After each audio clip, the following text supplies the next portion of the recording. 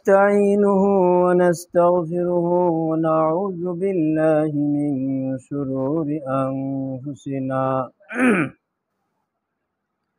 ومن سيئات أعمالنا من يهده الله فلا مضل له ومن يضلله فلا هادي له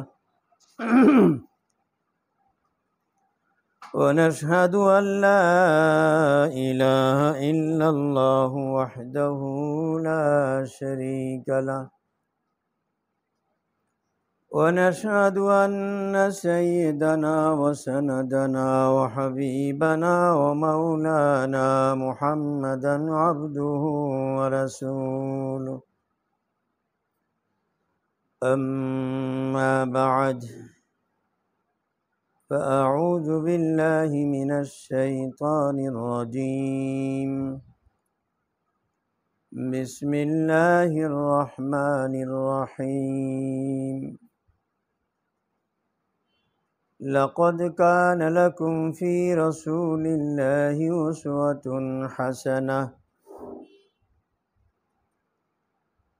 وقال النبي عليه الصلاة والسلام عليكم بسنتي وسنة الخلفاء الراشدين المهديين وقال النبي عليه الصلاة والسلام من تشبه بقوم فهو منهم أو كما قال رسول الله صلى الله عليه وسلم পর্দার আড়ালে আমার মা বোনেরা, আল্লাহ পাকের অশেষ মেহেরবানি যে আল্লাহ পাক আমাদেরকে দুপুর বেলা গরমের সময়, বিশ্রামের সময়, যে গরমের সময় সাধারণত মানুষ কিছু খাওয়া দাওয়া করে বিশ্রামে থাকে, এমন একটা বিশ্রামের সময়কে কুরবানি করে আল্লাহ রসুলের কথা শোনার জন্য বিভিন্ন জায়গা থেকে আমার মা বোনরা আসছেন। আল্লাহ পাক তাদের এই কদম ধুলির ওসিলায় আমার জবান দিয়ে এমন কথা বের করে দেন যা আমাদের সকলের জন্য বড় উপকারী হবে। ও আমার মা বোনেরা, এটা আল্লাহ পাকের সীমাহীন দয়া অনুগ্রহ আমাদের উপর, যে তিনি আমাদেরকে এত ভালোবাসেন যে আমাদের হেদায়েতের জন্যে সিরাতে মুস্তাকিমের পরে ওঠার জন্যে, জান্নাতের পথের প্রতীক হওয়ার জন্যে শ্রেষ্ঠ রাহবার মুহাম্মদ মুস্তাফা সাল্লাল্লাহু আলাইহি ওয়াসাল্লামের উম্মত হিসেবে কবুল করেছে। আসমান জমিন, চাঁদ সূর্য, মেঘমালা, পাহাড় পর্বত, এর সব আল্লাহ পাক আমাদের জন্য সৃষ্টি করেছেন। সেই মহান সৃষ্টিকর্তা আমাদেরকে তার রহমতের কোলে নেওয়ার জন্যে যুগে যুগে পয়গম্বর, লক্ষাধিক পয়গম্বর পাঠিয়েছেন। পয়গম্বরদের অবর্তমানে তাদের ওয়ারিসিন, উত্তরসূরি আম্বিয়া পয়গম্বরদেরকে আমাদের পয়গম্বরের উত্তরসূরি হযরত উলামায়ে কেরামদেরকে আমাদের রাহবারি করার জন্য পাঠিয়েছে। কারণ আমরা হলাম মাটির তৈরি, মাটির সৃষ্টি, যে কারণে আমাদের মধ্যে মাটির প্রতি আকর্ষণ রয়ে গেছে। গাড়ি বাড়ির প্রতি আমাদের আকর্ষণ, ধন দৌলতের প্রতি আমাদের আকর্ষণ, বড় বড় পদ সম্মানের প্রতি আমাদের আকর্ষণ, যেহেতু আমাদের মধ্যে নফস রয়েছে, নফস সৃষ্টি করেছেন আল্লাহ পাক, ফাআলহামাহা ফুজুরাহা ফাআলহামাহা ফুজুরাহা ওয়া তাকওয়াহা। আল্লাহ পাক আমাদের ভিতরে ভালো এবং খারাপ উভয়টির গুণাবলী আমাদের মধ্যে দিয়ে রাখছেন। তবে যেহেতু আমরা মাটির তৈরি, মাটির দিকেই আমাদের আকর্ষণ বেশি, গাড়ি বাড়ি নারী ধন দৌলত পদ সম্মান এর প্রতি আমাদের আকর্ষণ জন্মগতভাবে। এই আকর্ষণের কারণে আমরা নবীর পথ, আল্লাহর পথ, জান্নাতের পথ থেকে সরে যাই, আল্লাহকে ভুলে যাই, রসুলকে ভুলে যাই। আল্লাহ মায়া করে দয়া করে আবার আমাদের রাহবারির জন্যে, আমাদের হেদায়েতের জন্যে, আমাদেরকে আবার জান্নাতের পথে উঠাইবার জন্যে পথ হারা আমাদেরকে পথের সন্ধান দেন হযরতে আম্বিয়া আর হযরত উলামায়ে কেরাম।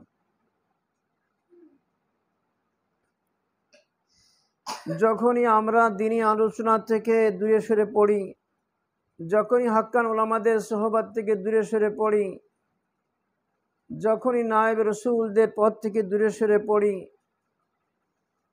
পয়গম্বরদের উত্তরসূরিদের থেকে দূরে সরে পড়ি, তো আবার আমরা দুনিয়ার আকর্ষণের কারণে আল্লাহকে ভুলে যাই, রসুলকে ভুলে যাই, জান্নাতের পথ থেকে ছিটকে পড়ি।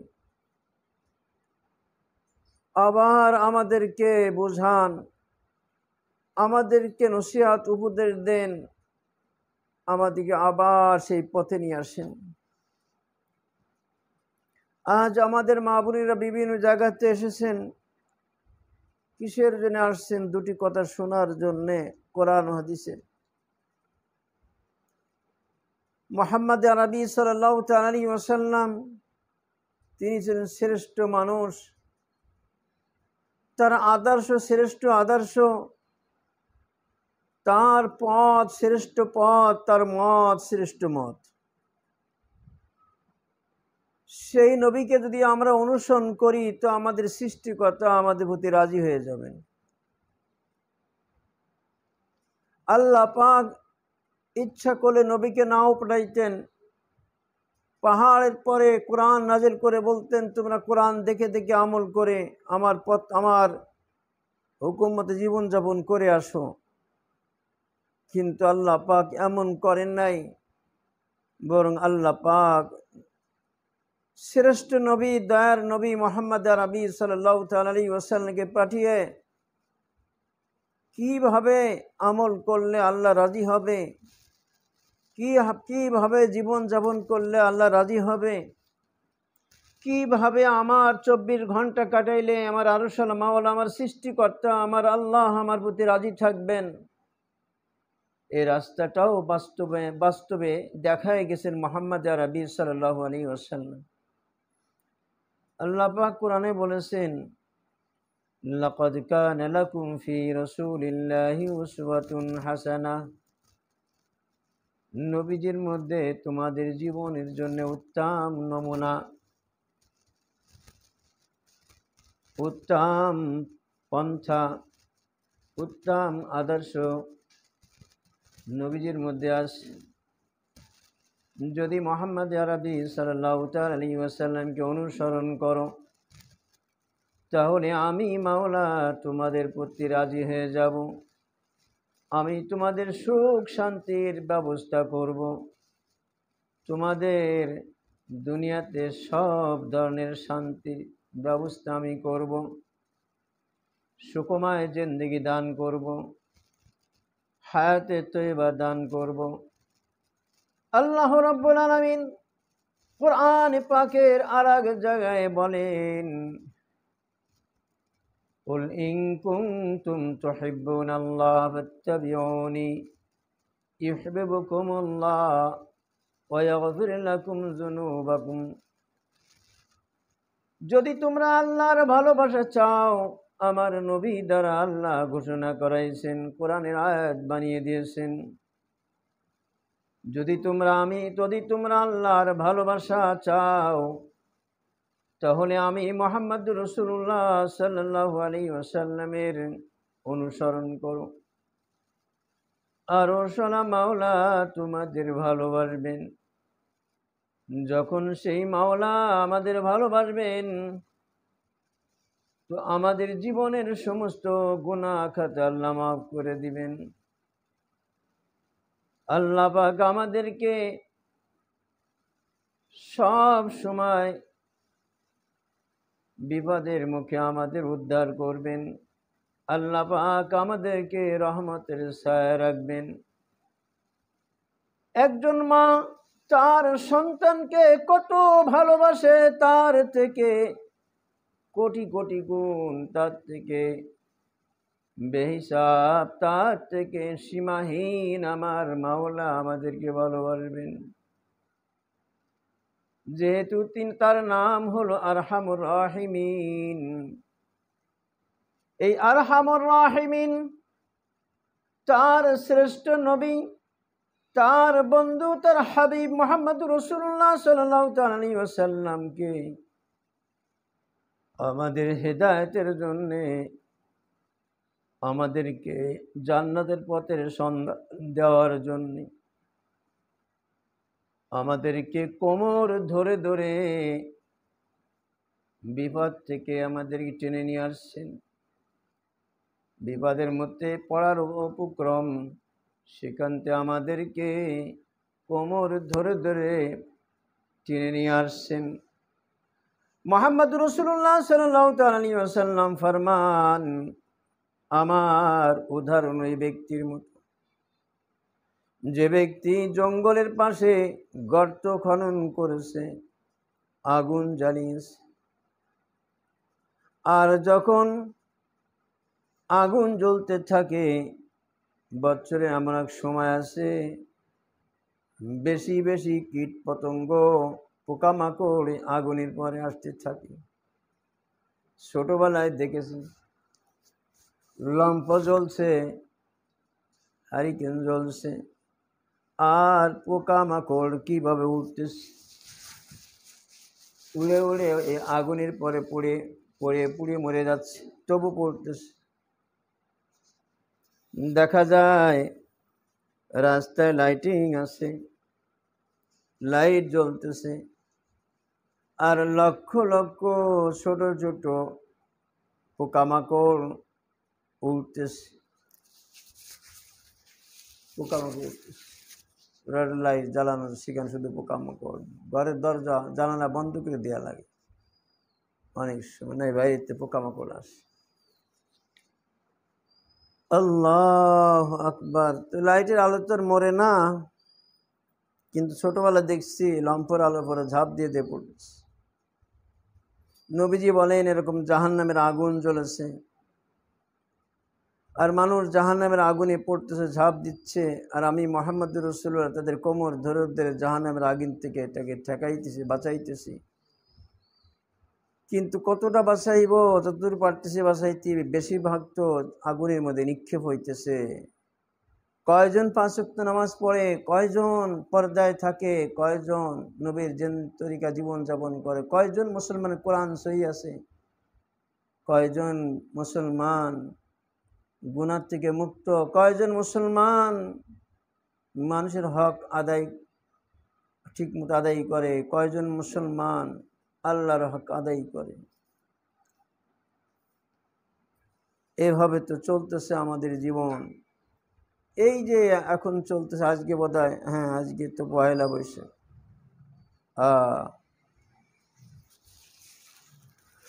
মুসলমানের পূজার দিন। আজকে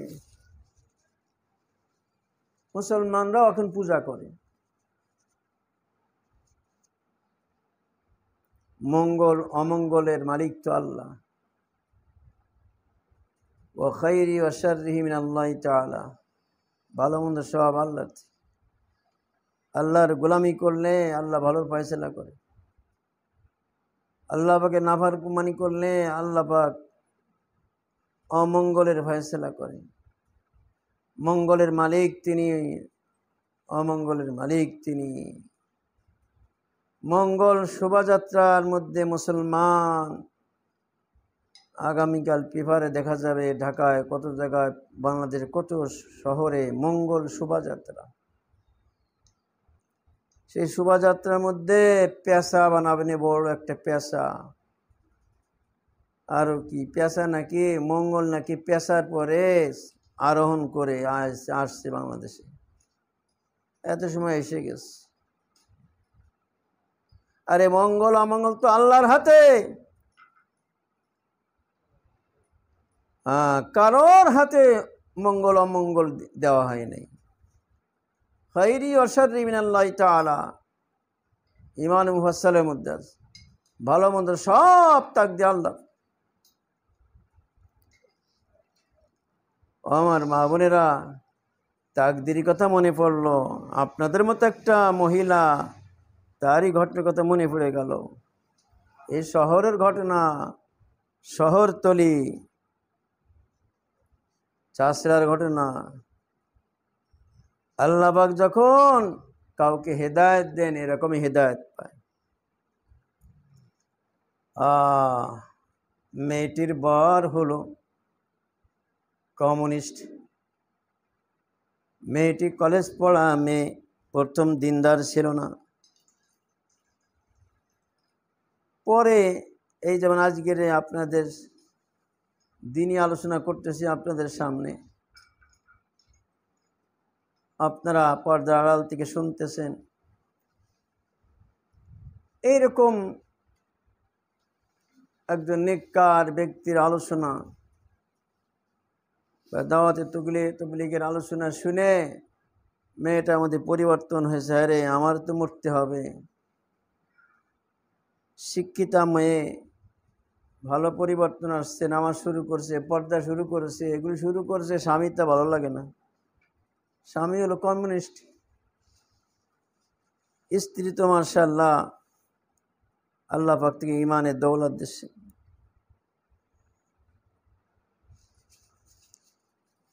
স্বামী তো আর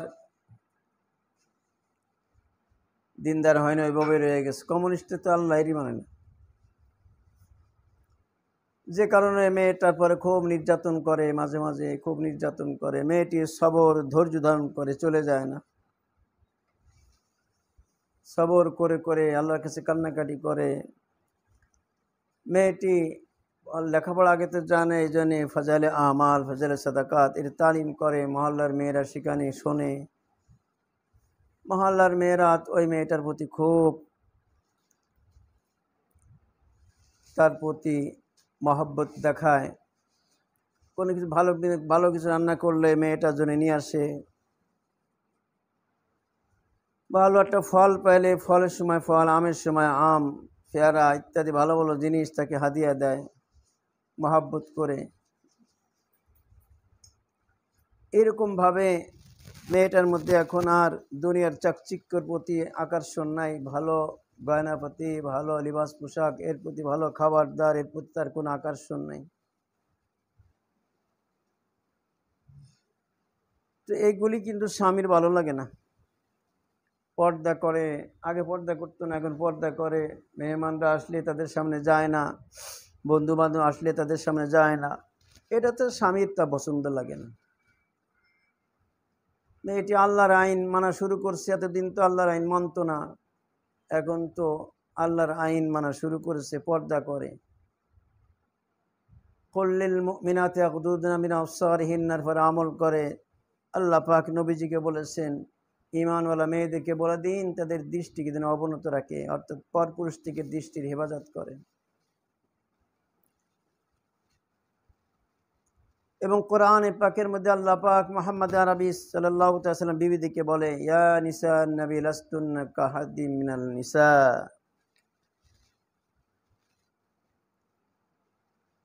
ইন ইত্তাকাইনা ফালা তাখযানা বিল কওল ফায়াতমাউল্লাযী ফি কলবি মারাদ। এ নবীর স্ত্রীরা, আপনারা অন্যান্য মেয়েদের মতো না, যে আল্লাহকে ভয় করেন তাহলে কথা এমনভাবে বলবেন যে কথার মধ্যে আকর্ষণ নাই। আকর্ষণ থাকলে যে সমস্ত পুরুষের দিলের মধ্যে রোগ রয়েছে, পরনারীকে দেখা, পরনারীর সাথে কথা বলা, গল্প করা, যাই ভাবির সাথে গল্প করে আসি, মামির সাথে একটু গল্প করে আসি, এইরকম যে মনের নফসের গোলামি করে আসে, নফসের চাহিদা মেটায় আসে। হ্যাঁ, তো এইরকম যাদের রোগ রয়েছে তারা লোভ করবে তোমাদের কথার কারণে, তোমাদের প্রতি লোভ করে। ফায়াতমাউল লাযী ফি কলবি মারাদ, পরনারী প্রতি লোভ করবে যার দিলের মধ্যে রোগ আছে। কি রোগ? পরনারীর দিকে তাকানো, পরনারী ভোগ করা, পরনারীকে দেখা, এই সমস্ত রোগ যার মধ্যে আছে তারা লোভ করবে। অতএব তোমরা মেয়েদের মধ্যে আল্লাহ পাক পুরুষের প্রতি আকর্ষণ দিয়ে রাখছেন, আর পুরুষের মধ্যে মেয়েদের আকর্ষণ দিয়ে রাখছেন। অতএব তোমরা ঘরে থাকবা, ওয়াকারনা ফি বুয়ুতিকুন্না ওয়ালা তাবাররাজনা তাবারুজাল জাহিলিয়াতুল উলা। প্রথম জগতে, প্রথম জামানার যেমন মেয়েরা রাস্তাঘাটে বাজারে হাটে ঘুরে বেড়াইতো, এরম তোমরা বেপর্দা ঘুরবা না, আল্লাহ কোরআনে বলে দিচ্ছে। তো মেয়েটি খাস পর্দা শুরু করেছে, স্বামীর তা ভালো লাগে না, এই জন্য স্বামী প্রায় নির্যাতন করে। একদিন আমার কাছে আসছে তার স্বামী, কি ব্যাপার? আমি আসছি একটা ব্যাপার নিয়ে। আমি বল পেরেশানির মধ্যে আছি। কি পেরেশানি? বলে আমার স্ত্রীকে নিয়ে আমি ওর পেরেশানি আছে। বলে কি হয়েছে? বলে আমার স্ত্রী বন্ধু বান্ধব আসলে তাদের সামনে আসে না, তাদেরকে আপ্যায়ন করে না, নামাজ পড়ে, শুধু পর্দা করবে। বাসায় আসলে দস্তরখান বিছিয়ে খানা খাওয়াবে। আমি বললাম তোমার স্ত্রীকে ভালো বলো, লিবাস পোশাক, শাড়ি, সায়া, ব্লাউজ এবং থ্রি পিস এগুলি চাই? বলে না। তোমার স্ত্রীকে ভালো ভালো খাওয়ার জন্যে বেশি বাজার করার কথা বলে? বলে না। তোমার স্ত্রী কি বাড়ির ঘরকে সাজানোর জন্যে বেশি টাকা পয়সা চায়? বলে না। তো তুমি তো পোড়া কপাল, তোমার তো বড় ভাগ্য ভালো ছিল, কিন্তু তুমি কি শুরু করেছো? যে এরকম স্ত্রী কয়জনের কপালে জোটে রে, যে দুনিয়া চায় না। তো আমি কথাগুলি বললাম, তো ওর মনোভূত হলো না, কারণ ও তো কমিউনিস্ট, ভালো লাগবে না। যদি বলতাম তোমার স্ত্রী যে ভালো ধুলাই দিবা, তাহলে ও পছন্দ হতো মনে। যাই হোক, লোকটা চলে গেল। তার কয়েক বছর পরে আবার আসছে। যেদিন আমি ছিলাম না, আমার এক উস্তাদের কাছে, আমার দোয়াটা মাথার এক উস্তাদের কাছে আসছে। তার কাছে আসছে আজকে পানি পড়া নেওয়ার জন্য। যারা আল্লাহর স্বীকার করে না তারা পানি পড়া চায়। কি ব্যাপারে পানি পড়া চাও কেন?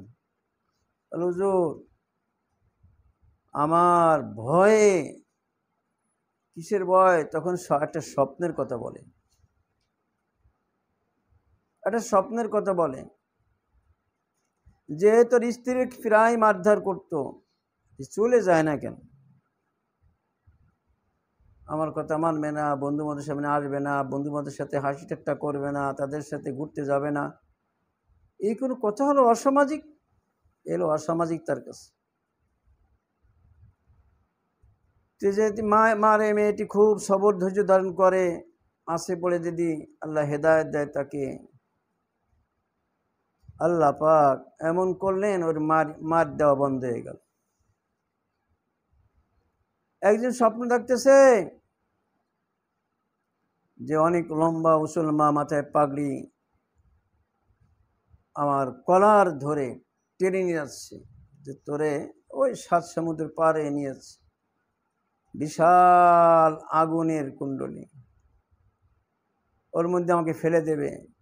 আমি কত কাকুতি মিনতি করতেছি, কত মাপ চাইতেছি, কোনো রকম হবে না। তুই বউ মারিস তো দেখাই দিচ্ছি, তোর আজকে আগুনে পুরা শেষ করবো।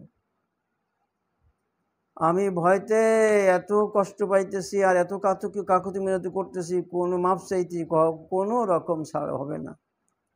আমার আব্বা আসছে, আমার ছেলের প্রাণ ভিক্ষা চাই, আমার ছেলের আগুনে পোড়া মেরেন না, হবে না। এরপর মা আসছে, মাও চাই প্রাণ ভিক্ষা চাইলো, তাও বলে না, রাজি হলো না।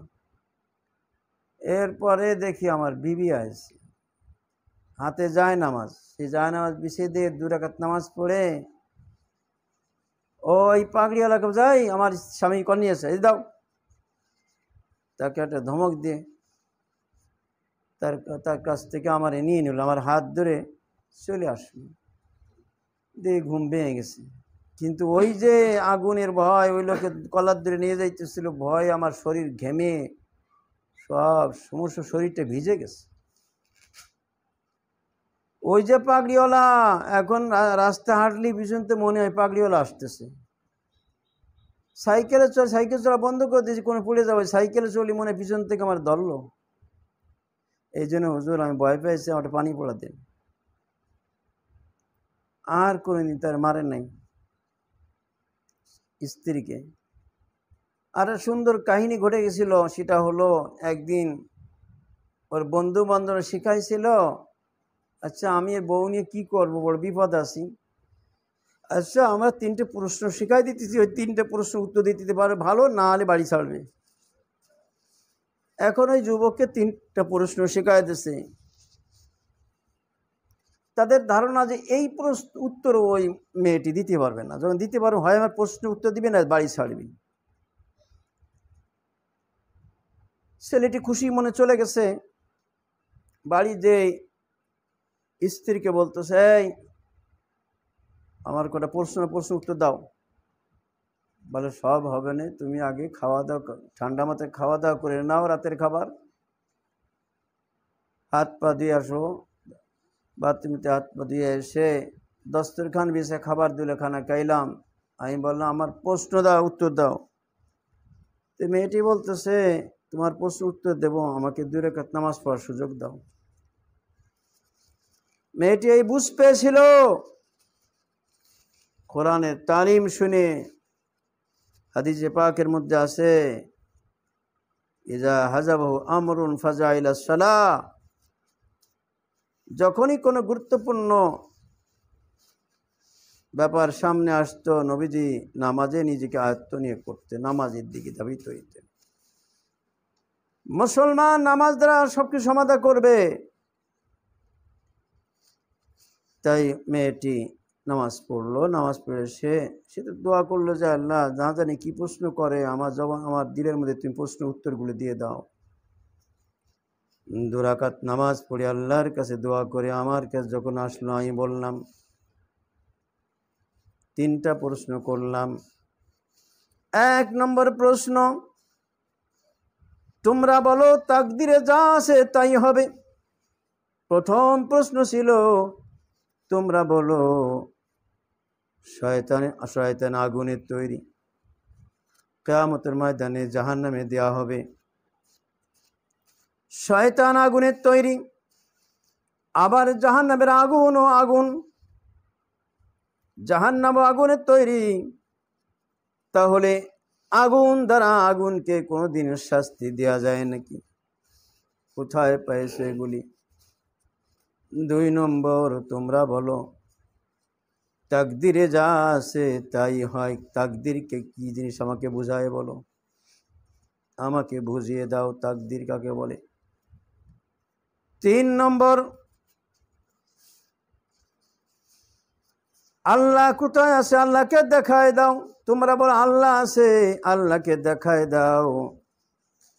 ওই নাস্তিক তো আল্লাহ বিশ্বাসী না, তাদের কথা আল্লাহ বলতে কোনো কিছু নাই, সব কিছু এমনি এমনি হয়। এখন এই মেয়েটি বলতেছে আমি তোমার স্ত্রী, তুমি আমার স্বামী।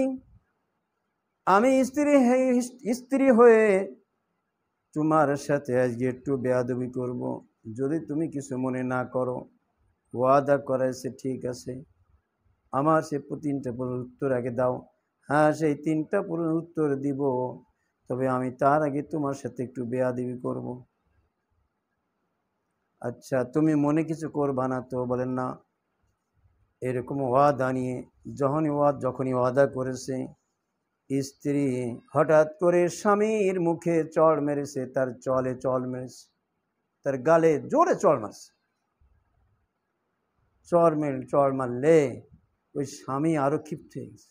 কি, তুই মারলি কেন মারে? তুই বলছি কেন, আমি তোমার সাথে ওয়াদা করেছি না আজকে তোমার সাথে বেয়াদবি করবো, তো তুমি রাগ করতেছো কেন? আরে তুই আমার প্রশ্ন উত্তর দে। হ্যাঁ, দিচ্ছি প্রশ্ন উত্তর। আচ্ছা, তোমাকে আমি মারিছি, এটা কি ব্যথা লেগেছে তোমার? ব্যথা লাগে নাই? তুই মিথ্যা কথা বলতেছো, ব্যথা লাগে নাই, মিথ্যা কথা বলতেছো তুমি। ব্যথা লাগে নাকি? আবার তোমার গালও, তোমার চলও চামড়ার, আমার হাতও চামড়ার। চামড়া দিয়ে চামড়া পরে মারলে কি ব্যথা পায় নাকি? কোথায় পাইছো? না, ব্যথা লাগে না? হ্যাঁ, যদি ব্যথা লাগে তাহলে শয়তান আগুনে তৈরি, জাহান্নামেও আগুন। যদি চামড়ার দ্বারা চামড়া ব্যথা পায়, তাহলে জাহান্নামের আগুন দ্বারা শয়তানও কষ্ট পাবে, সাজা পাবে। 2 নম্বর প্রশ্নের উত্তর, তাকদীর কি যিনি বোঝায় দাও। স্ত্রী তখন বলে, আমি স্ত্রী হয়ে তুমি স্বামী, তোমার মুখে চড় মারব, এটা কি তুমি কোনো সময় ভাবছিলে? চড় মারে 1 সেকেন্ড আগেও কি তুমি ভাবছিলে? বলে না, এর নাম তাকদীর। তাকদীরে যা হয় তাই ঘটে, কিছু কেউ জানে না। 3 নম্বর, তুমি বলতেছো ব্যথা লাগছে, আমাকে একটু ব্যথা দেখায় দাও। ব্যথা কোন জায়গায়? আমি বলবো ব্যথা লাগে নাই, দেখাই দিতে হবে তাহলে। তখন স্বামী বলে, ব্যথা কি কোনোদিন দেখানো যায়? স্ত্রী বলে, যদি ব্যথা দেখানো না যায়, তাহলে তুমি মহান স্রষ্টা আল্লাহকে কেমন করে দেখবা? তোমার হাতের মধ্যে শক্তি আছে, দেখা যায় না, ওই শক্তি আছে বলে আমি হাত নাড়াইতেছি। যখনই প্যারালাইসিস হয়ে যায়, হাত আগে যেমন ছিল এখন তেমনই আছে, কিন্তু তার মধ্যে শক্তি নাই, হাত উঠাইতে পারে না। কারণ বলে শক্তি নাই, এই জন্যে। তো শক্তি কোন কোন জায়গাতে বের হয়ে গেল? শক্তি কোনোদিন দেখা যায় না, মহাশক্তি আল্লাহ পাক।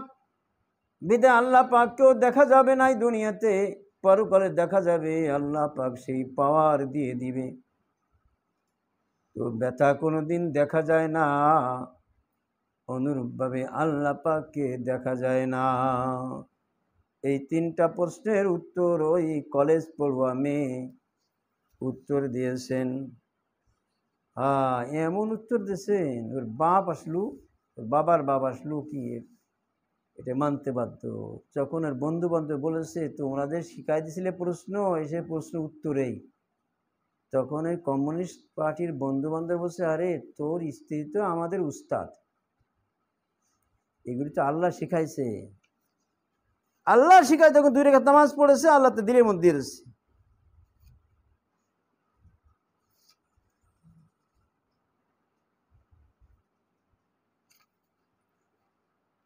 আল্লাহ। তো এই যে আমাদের আজকের দিন, সারা বাংলাদেশ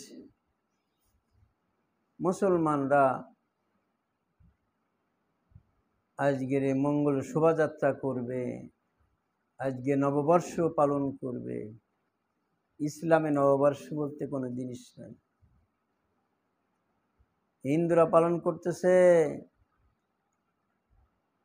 আগে তো খুব শুনতাম যে ইলিশ মাছ, এখন ইলিশ মাছের দাম বেশি, আর শুনতে পারতেছি না। ইলিশ মাছের পান্তা ভাত, এখন ইলিশের পান্তা পাতকে শুনতে পারতেছি না। আছে বড় লোক, তারা হয়তো খাইতেছে। ইলিশ মাছের দাম বেড়ে গেছে, তো এই জন্য টাকা পয়সা ব্যবসা বাণিজ্য ভালো না। অর্থের কষ্ট পাইলে তখন সব সাইজ হয়ে যায়। আরে মুসলমানদের ভালো খাওয়াবে আল্লাহ, তাকওয়ার পরে গুনাহমুক্ত জীবন হাসিল করলে, নবীর তরিকায় চললে আল্লাহ তাদের ভালো রাখে। ওয়া ইয়াত্তাকিল্লাহ জাআলা লাহু মাখরাজা ওয়া ইয়ারযুকহু মিন হাইসু লা ইয়াহতাসিব। আল্লাহই বলেছেন তাকওয়া পরহেজগারি অবলম্বন করলে, ইস্তেগফার করলে আল্লাহ পাক রিজিক দেয়। আর আমাদের মুসলমানদের কথা, মঙ্গল শোভাযাত্রা গেলে আল্লাহ পাক তাদের সারা বছর ভালো লাগে। আগে শুনতাম শবে বরাতের কথা, এখন সেটা ছাড়াই চলে আসে পয়লা বৈশাখী। মুসলমান, হ্যাঁ রে, মুসলমান হয়েছে ধোবি কা কুত্তা। ওই ধোপার কুকুর বলে ধোবি কা কুত্তা, না ঘর কা না ঘাট কা। দুপার কুকুর বাড়িও থাকে না, ঘাটেও থাকে না, রাস্তায় ঘুরোয়। কারণ দুপা তো কাপড় কাছে এসে নেড়ে দেয়, আবার যায় নেড়ে দেয়, তো কুকুর কী করবে? রাস্তায় রাস্তায় ঘোরে তার সাথে। তাই বলে ধোবি কা কুত্তা, না ঘর কা না ঘাট কা। ঘাটেও থাকে না, বাড়িতে থাকতে পারে না, ওই রাস্তায় রাস্তায়। তা আমাদের অবস্থা, নবীজি যা যে তরিকা দেখাই গেছেন সেটা বাদ দিয়ে এখন পুরোপুরি হিন্দু তরিকা তো করতে পারে না কিছু কিছু। কিছু কিছু হিন্দু, কিছু মুসলমান তাদের আসল নীতিকে ভুলে গেছেন, যেটা মোহাম্মদ আরবি দিয়েছিলেন।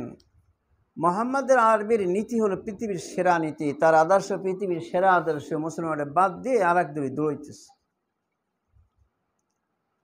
ও আমার মা বোনেরা, এই মঙ্গল শোভাযাত্রা বা এই নববর্ষ কোনো রকম সব হলুদ শাড়ি পরতেছে, মেয়েদেরকে পাঠা দিচ্ছে। মা বাবা মুসলমান মেয়েকে পাঠাচ্ছে কোথায়? হলুদ শাড়ি পরে, আর সকালবেলা খালি পা হাঁটতেছে। কি শ্রদ্ধা!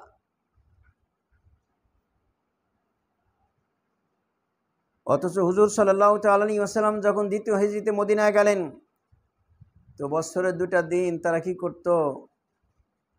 মেলা করত, আনন্দ উৎসব করত। উৎসবের 2 দিন। নবীজি বলে মা হাযানিল ইয়াওমান, আরে এই 2টা দিন কিসের গো? ইয়া রাসূলুল্লাহ, বছরের শুরুতে এই 2 দিন ওরা মেলা আনন্দ ফুর্তি করে। নবীজি সাল্লাল্লাহু তাআলা আলাইহি ওয়াসাল্লাম সেই মুশরিক কাফেরদের নীতিকে সমর্থন দিলেন না। নবীজি সাল্লাল্লাহু তাআলা আলাইহি ওয়াসাল্লাম বলেন, আল্লাহ পাক এই 2 দিনের বিনিময় আরো 2টা উত্তম দিন তোমাদের দান করেছে, আরো 2টা ভালো দিন দান করেছে। যে দিন 2টা এই দিন থেকে, তোমাদের মেলার এই 2 দিন থেকে বেশি ভালো। একটা হলো ঈদুল ফিতর, একটা ঈদুল আজহা। মুসলমান আনন্দ করবে, ফুর্তি করবে, তাও শরীয়তের মধ্যে। মুসলমানের আনন্দ 1 মাস রোজা রেখে তার বিনিময় ঈদের দিন পাবে, ঈদের ময়দানে, তাই তারা খুশি আনন্দ।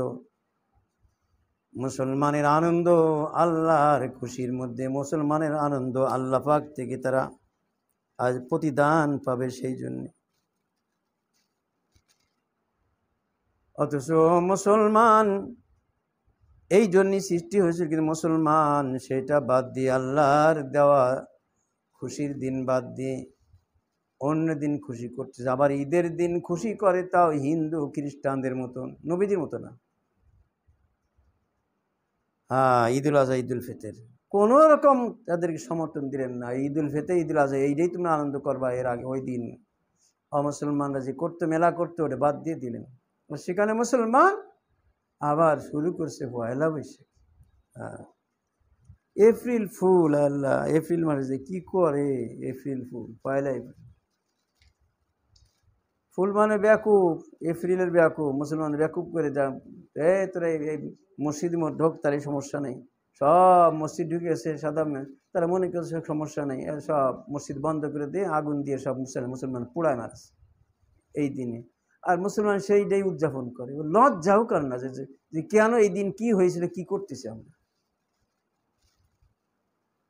এই জন্য আমার বোনরা, আল্লাহকে রাজি করতে যাব, নামাজ কালাম পড়তে হবে, সাথে সাথে এই সমস্ত কুসংস্কার, এই সমস্ত থেকে নিজেদের বিরত রাখতে হবে।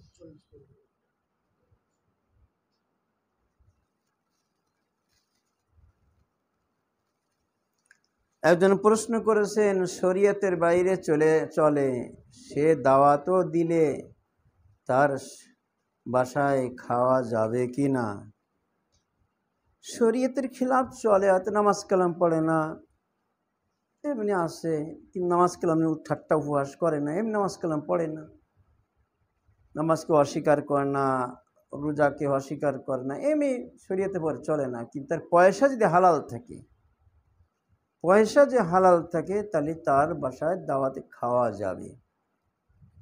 আর যে পয়সা হালাল না থাকে, সে যদি তাহাজ্জুদ গুজার হয়, মাথায় পাগড়ি, সুন্নতি লিবাস, সুন্নতি দাড়ি, বাড়িতে খাস পর্দা, কিন্তু তার ইনকাম হারাম, ব্যাংকে চাকরি করে, ইন্স্যুরেন্স চাকরি করে, এরকম সুদি প্রতিষ্ঠান চাকরি করে, তো ওখানে খাওয়া যাবে না, যতই সে তাহাজ্জুদ গুজার হোক না কেন।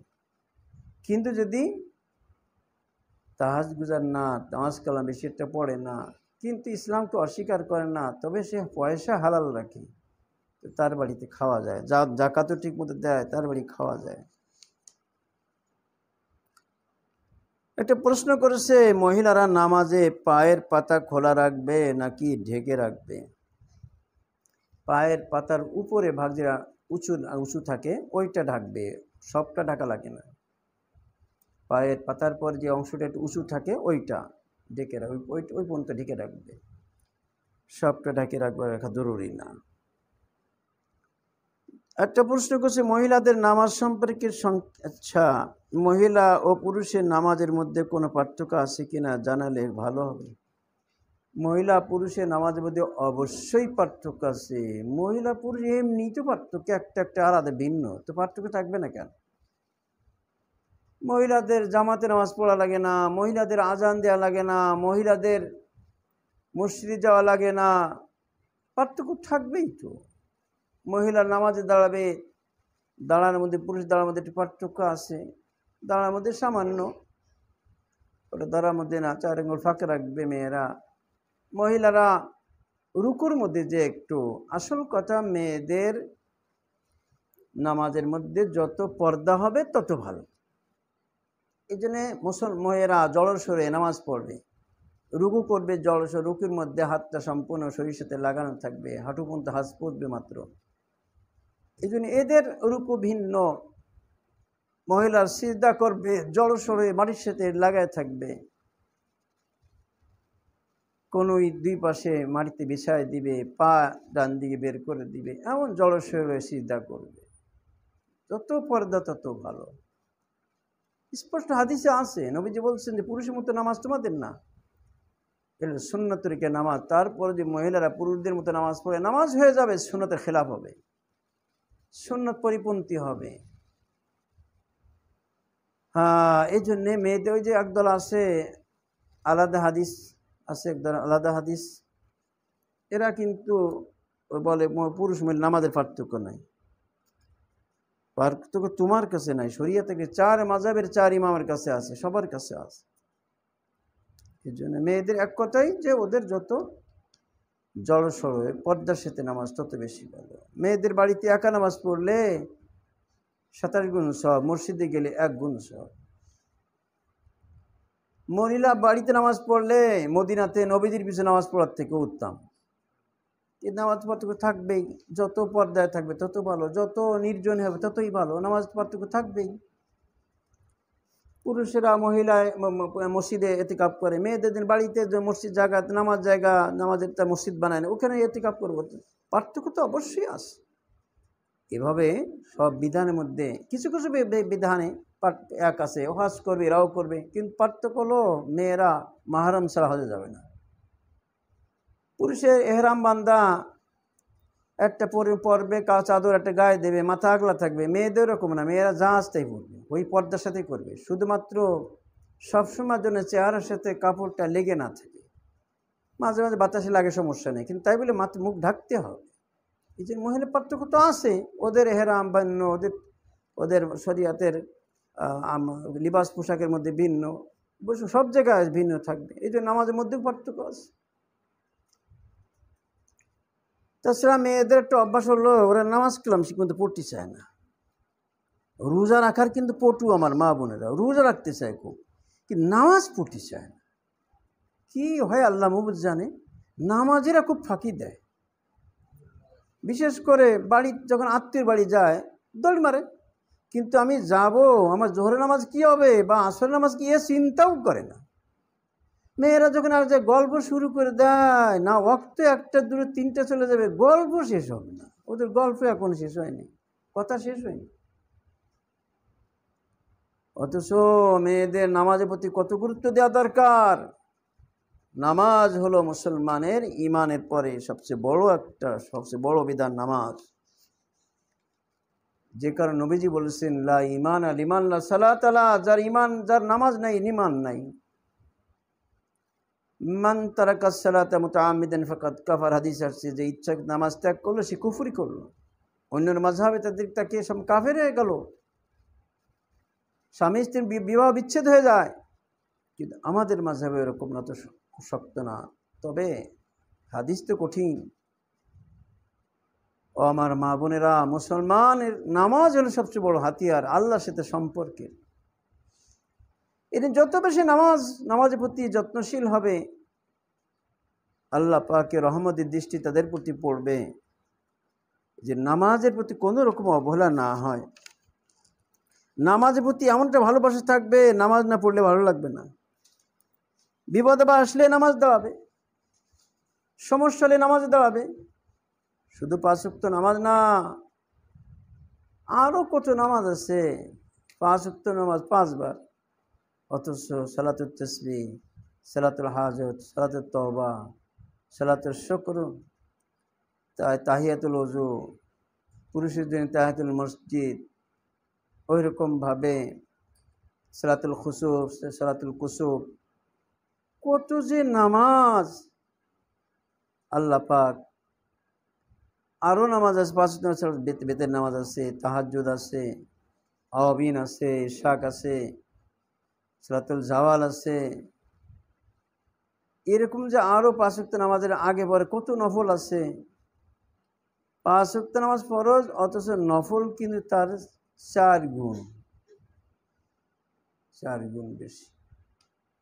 4 5 20 প্রকার নামাজ আরও আছে। এগুলি কেন দেখছেন, যে 5 ওয়াক্ত নামাজ পড়ে অনেক ঈমানওয়ালা পুরুষ মহিলা আছে, তাদের মন ভরে না।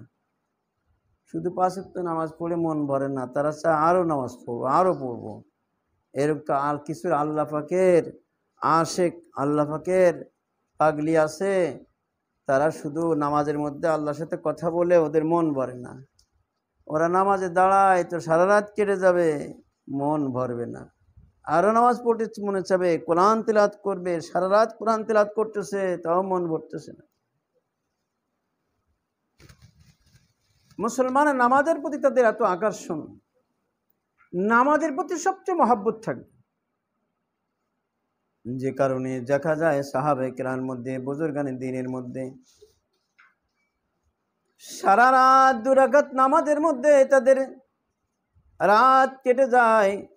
কোরআনে কারিমের তেলাওয়াত সারা রাত দাঁড়িয়ে দাঁড়িয়ে 2 রাকাত নামাজের মধ্যে এক খতম কোরআন শরীফ তেলাওয়াত করে, আর মা ছেলের পিছনে দাঁড়িয়ে সারা রাত 1 খতম কোরআন শরীফ শোনেন। যেমন মা তেমন সা। শেখ জাকারি রহমাতুল্লাহ আলাইহির আব্বাজান মাওলানা ইহয়া রহমাতুল্লাহ আলাইহি ছাত্র জীবন, বাড়ি আসছে 27শে রমজান, তারাবি পড়ায় বাড়ি আসছে। মা জিজ্ঞাসা করেন, কিরে তুই পুরো মাসে বাড়ি আসলি না? কোরআন তেলাওয়াতের ভয়, বাড়ি আসলে কোরআন তেলাওয়াত করা লাগবে। তোর মা হাফেজা, তার সময় তেলাওয়াত করতেছে, রান্নাবাড়া করতেছে, সব কিছু করতেছে, জবানে তেলাওয়াত রয়েছে, হাতে কাজ করছে, পায়ে কাজ করতেছে, আর জবানে কোরআন তেলাওয়াত করতেছে। সংসার সব কাজ করতেছে, জবান চালু আছে। আপনারা যে কাজকর্ম করতে থাকেন আর সূরা ফাতিহা পড়তে থাকেন, একটু ভুল হবে না। সূরা ফাতিহা এমন মুখস্থ মুসলমানদের যে তারা যতই কাজ করুক, সূরা ফাতিহা পড়তে থাকলে ভুল হয় না। তো ওনাদের ওরকম পুরা কোরআন এরকম ছিল। তো সেই জায়গায় আছে মাওলানা ইহয়া রহমতুল্লাহ বাড়িতে আসলে বলছে, রে তুই রমজানের মধ্যে এই সারা রমজানের বাড়ি আসলি, 27শে রোজা আসলি, কি কোরআন তেলাওয়াতের ভয়ে?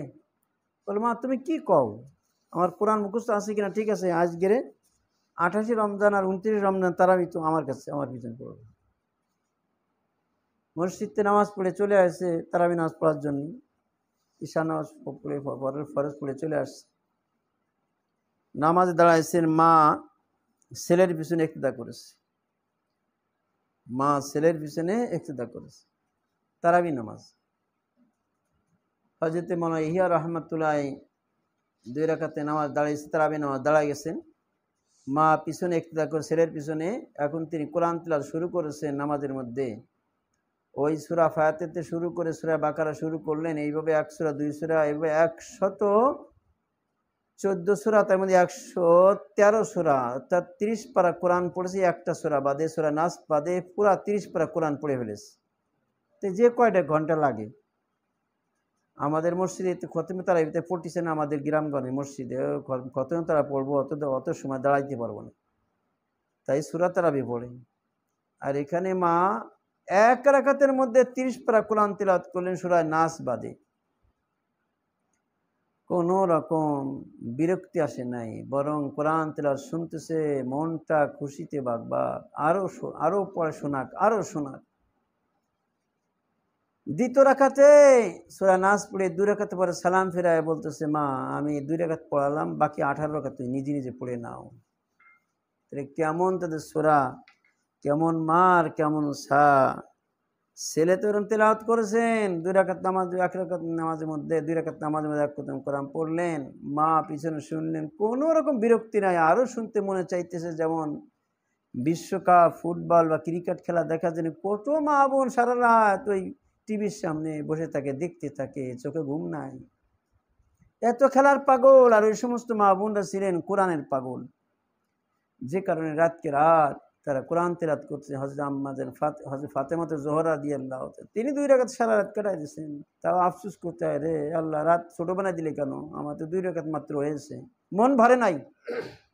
ও আমার মা বোনেরা, এই ছিল আমাদের বুজুর্গের দিন, আর আমরা কোথায় কি করতেছি চিন্তা করার দরকার।